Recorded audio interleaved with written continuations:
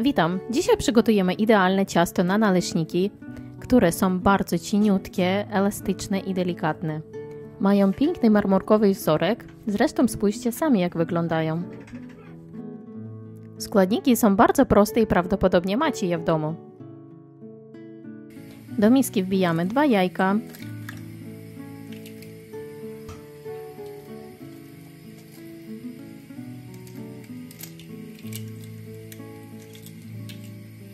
dodajemy 1,5 łyżki cukru, dodajemy szczyptę soli, wlewamy 100 ml wody, dodajemy 200 ml mleka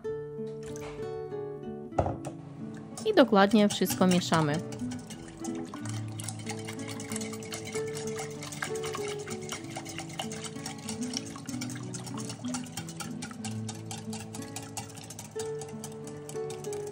Dodajemy stopniowo 145 g mąki, cały czas mieszając, żeby nie było grudek.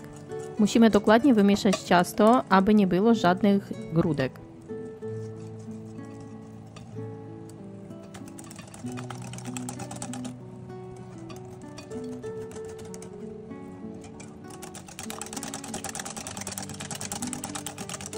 Na koniec wlewamy 2 łyżki oleju, który sprawi, że naleśniki nie będą przywierać do patelni.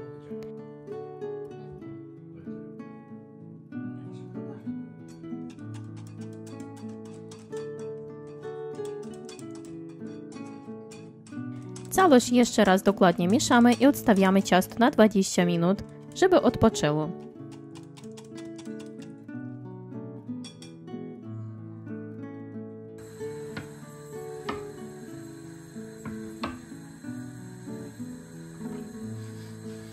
Przechodzimy do smażenia naleśników.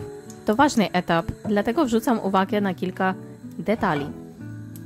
Patelnię nagrzewamy na średnim palniku, ale ogień ustawiamy nieco niżej niż średni.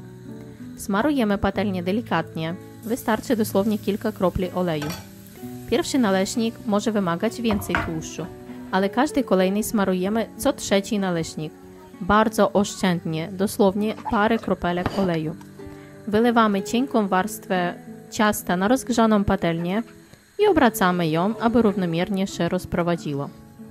Smażymy z obu stron na złocisty kolor. Efekt? Cieniutkie naleśniki z pięknym marmorkowym wzorkiem. Są nie tylko smaczne, ale też świetnie wyglądają.